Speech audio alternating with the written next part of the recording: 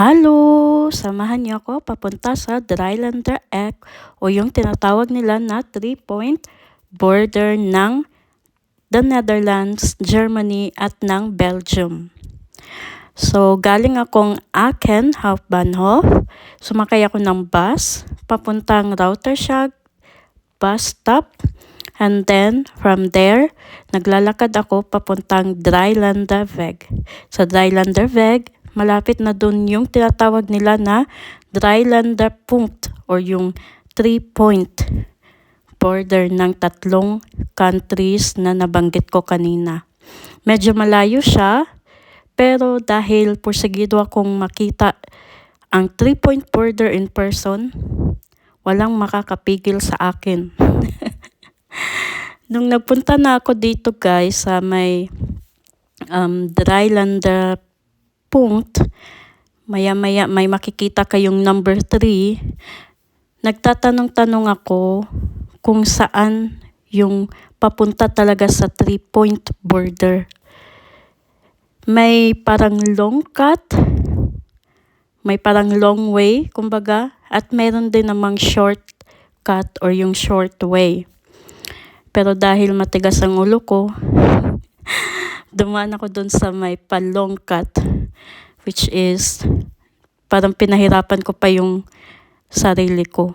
Dito ay talagang looban siya ng kagubatan.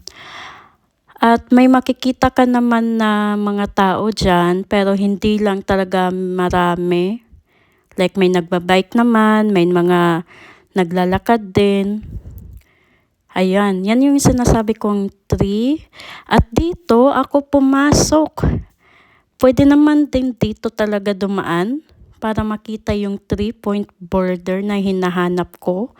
Pero meron din talagang shortcut kung saan dapat yun na lang ang ginawa ko. Dito guys, sa dinaanan ko, wala talagang parang wala yung hinahanap ko na may 3 flags.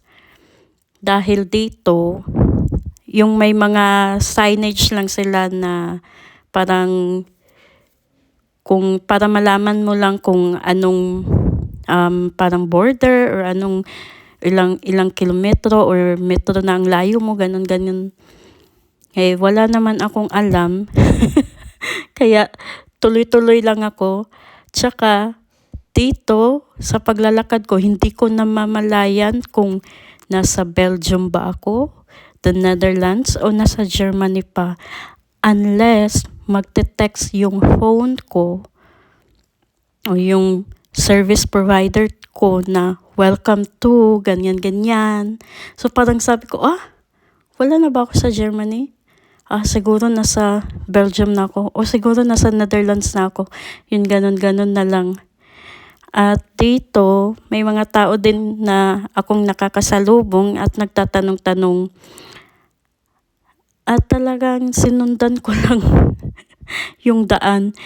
Hindi ko kasi talaga alam kung tama ba to. Pero later on, na-realize ko naman na kahit nasaan ako paikot-ikot, makakarating ako dun sa 3-point border na hinahanap ko.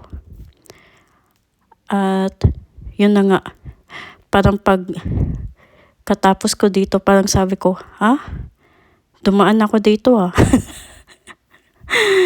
Ano ba yan? Ba't pinahirapan ko pa yung sarili ko? Pero nag-enjoy naman ako. Nakapag-relax din kahit papaano. At yun nga lang, talagang masakit siya sa paa. Pero talagang enjoy. At saka maganda yung panahon this time. Hindi na siya ganun ka init, mahangin na siya. Kaya hindi ako masyadong nahirapan sa paglalakad. At saka maraming puno dahil 'di ba kagubatan. At ayun na. Lakad-lakad lang. Ayan na ako. Dito may nakasalubong ako na parang couple sila. At yun nga, sinundan ko na lang din. Ayan, dito, parang nakakita na ako ng liwanag. Like parang sabi ko, huy, may nakikita na akong parang flag. Mga flags, ganun. At sabi ko, teka lang, napunta na ako dito ah.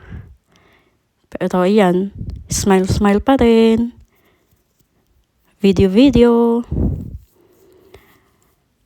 Enjoy naman kahit papaano, kahit ako lang mag-isa yung nagpunta dito. Dahil nga wala namang makakapigil sa akin. Kahit na sino pa yan. So, ayan yung sinasabi kong flags na nakikita ko.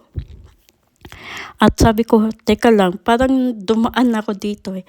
Yun nga, yun. Dapat dun pala ako sa my left side. At ayan, yung hinahanap ko, yung Dreiländerpunkt o yung 3-point border. Ayan, video na ako dito. At kahit na ako lang mag-isa, nag-enjoy talaga ako. Kung uulitin ko, siguro doon na ako sa shortcut. Pero doon naman sana sa ibang 3-point borders naman. Hindi na muna dito dahil alam ko na at nakapunta na ako dito. Kaya yun lang. Sana nag-enjoy kayo. Sa susunod ulit. Paalam!